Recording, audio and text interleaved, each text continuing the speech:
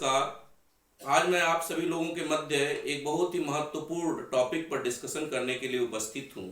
आप सभी लोग जानते हो इस समय उत्तर प्रदेश माध्यमिक शिक्षा बोर्ड का प्रयोगात्मक परीक्षा का सेशन चल रहा है। तो चूंकि मैं रसायन विज्ञान का प्रवक्ता हूँ, तो आइए हम सभी लोग जानते हैं रसायन विज्ञान में किस तरह से वाइवा होता है, रसायन विज्ञान में किस तरह से प्रयोगात्मक परीक्षा ली जाती है। चूंकि मैं कई सालों से विगत रसायन विज्ञान प्रयोगात्मक परीक्षा का एग्जामिनर होता हूं, तो आइए हम डिस्कस करते हैं रसायन विज्ञान प्रयोगात्मक परीक्षाओं के विषय में।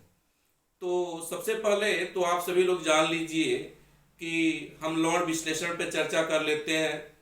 तो यहाँ पर हमको दो तरह के रेडिकल पढ़ने को मिलते हैं। एक होता है जिनको हम बेसिक रेडिकल कहते हैं और दूसरा होता है जिसको हम एसिडिक रेडिकल कहते हैं। तो सबसे पहली चीज तो आप यह तैयार कर लीजिए कि जो बेसिक रेडिकल है उसको कितने समूहों में विभाजित किया गया है, और दूसरी चीज कि उन बेसिक रेडिकलों का समूह अभिकर्मक क्या है, जिस समूह में जो रेडिकल रखा गया है उस पर चार्ज क्या है, उनके चार्ज के विषय में भी आपको पता होना चाहिए। उसमें अविक्षिप्त लवण क्या होता है और उसके लवण की पहचान क्या होती है। तो ये बहुत विशेष रूप से ध्यान रखिएगा कि किसी रेडिकल को, किसी बेसिक रेडिकल को किस समूह में रखा गया है। जैसे पीबी है उसको किस समूह में रखा गया है, या एफी है, एफी ट्रिपल पॉजिटिव है, उसको किस समूह में रखा गया है, और इसका समूह अभिकर्मक क्या है। तो इस तरह से ये तैयार रखिए आप सभी लोग, इन पर कितना चार्ज होता है, जितने भी बेसिक रेडिकल हैं उनको किन किन समूहों में रखा गया है, उन पर कितना चार्ज है, उनका समूह अभिकर्मक क्या है, यह किस तरह का अवक्षेप देते हैं, किस तरह का रंग देते हैं, और यह अवक्षेप किस लवण के कारण होता है। ये चीजें पहले प्राथमिक तौर पे आपको जानकारी होनी चाहिए। आइए एसिडिक रेडिकल के विषय में चर्चा कर लेते हैं। एसिडिक रेडिकल जो होते हैं ये मुख्य रूप से तीन प्रकार के होते हैं। कुछ ऐसे एसिडिक रेडिकल होते हैं जो डाइल्यूट H2SO4 से पृथक हो जाते हैं।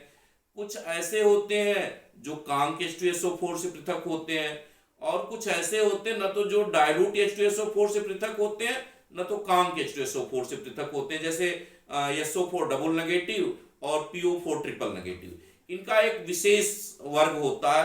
तो आप ये तैयार कर लीजिए कि जो एसिडिक रेडिकल है, कौन से ऐसे रेडिकल हैं जो डाइल्यूट H2SO4 से पृथक होते हैं, और कौन से ऐसे रेडिकल हैं जो कांक H2SO4 से पृथक होते हैं।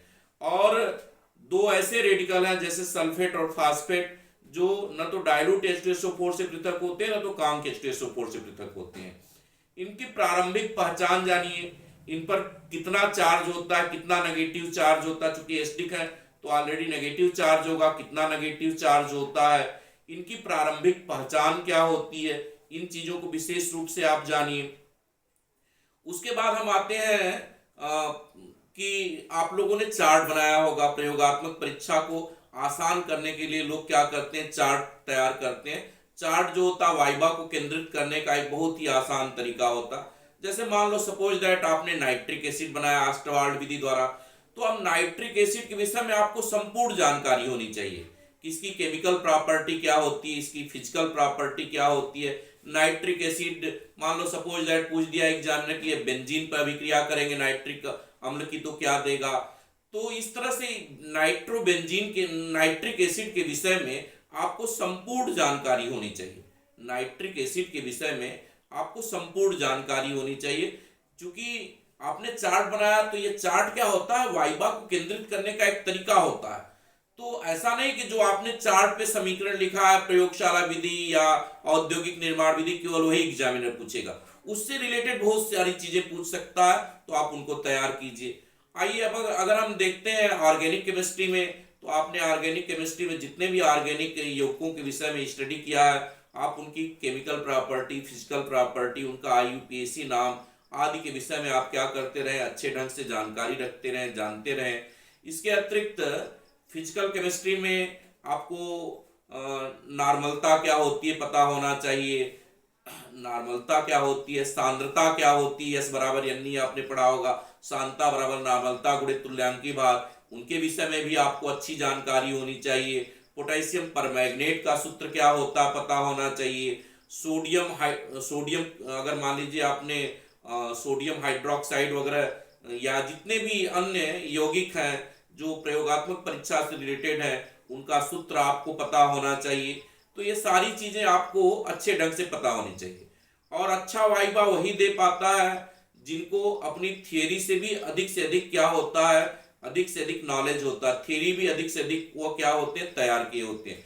तो ये तो कुछ जानकारी थी प्रयोगात्मक परीक्षा से रिलेटेड। आपको एग्जामिनर आएगा, जैसे आपने प्रयोगात्मक परीक्षा की कॉपी लिखी तो उसमें पूछेगा इसका उद्देश्य क्या होता है। तो आप जो अपनी नोट्सबुक में लिख रहे हो उसका उद्देश्य वगैरह आपको पता होना चाहिए।